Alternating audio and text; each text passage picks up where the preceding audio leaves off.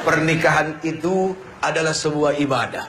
Karena pernikahan itu adalah ibadah, berarti harus dibangun dari niat yang benar.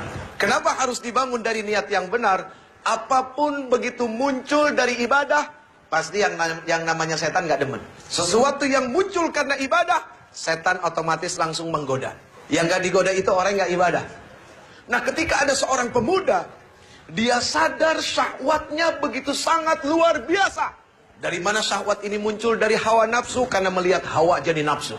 Itulah kondisi laki-laki. Dengan sifat dan karakter yang memang Allah Subhanahu wa ta'ala ciptakan dengan kondisi seperti itu.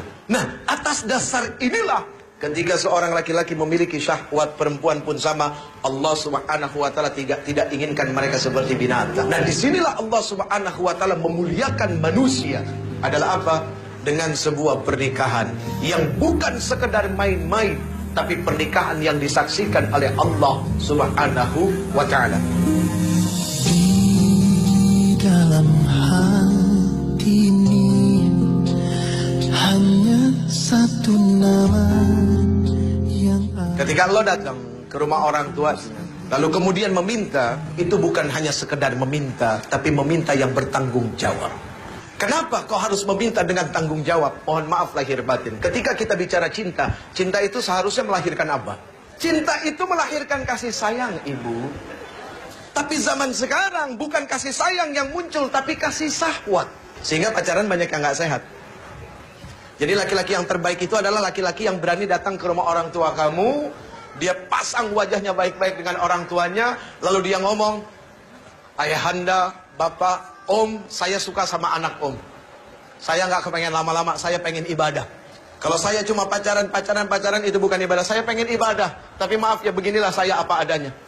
Terus buat orang tua, jangan sungkan-sungkan nerima menantu yang pengangguran, bu. Karena hidup itu bukan dilihat yang sekarang. Apa yang kita lihat sekarang belum jadi jaminan. Itu yang paling penting. Bahwasanya manusia tidak bisa dilihat pada hari itu. Allah yang punya hak untuk merubah manusia.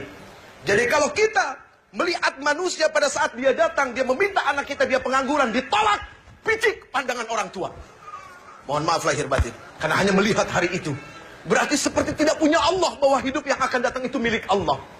Kita punya kewajiban mensupport anak kita, memberikan semangat buat mereka, bahwa hidup kamu tidak dilihat dari yang sekarang. Sekarang kamu boleh bahagia dengan orang tua kamu karena orang tua kamu kaya. Tapi besok kalau orang tua kamu dicabut nyawanya, itu harta bukan harta kamu. Kalaupun engkau punya, itu bukan milik kamu. Kamu tidak menikmati mencarinya. Kamu hanya menikmati nikmat warisannya, tidak lebih daripada itu.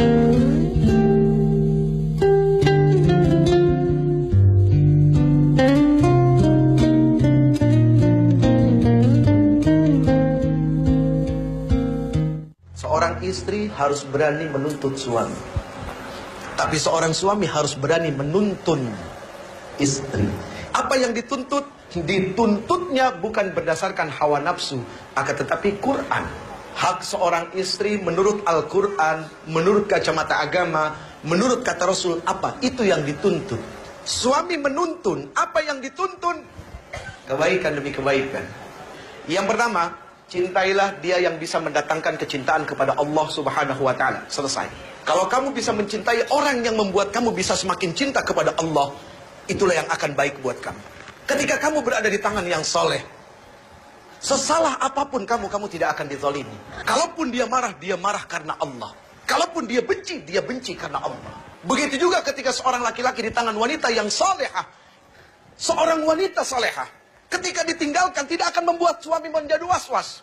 Karena dia amanah. Makanya yang sekarang-sekarang, yang cewek, yang cowok, kamu lihatlah pandang orang tua kamu. Kalau memang sudah cukup tua dan kamu melihat syahwat kamu juga sudah sangat luar biasa dengan pacar kamu, bismillah nikah. Bahagiakan mata orang tua kamu dengan pernikahan. Apa kamu nggak kepengen disaksikan sama orang tua kamu? Apa kamu nggak kepengen orang tua kamu meneteskan air mata melihat kamu bahagia? detik waktu terus berjalan, berhias gelap dan terang, suka dan duka.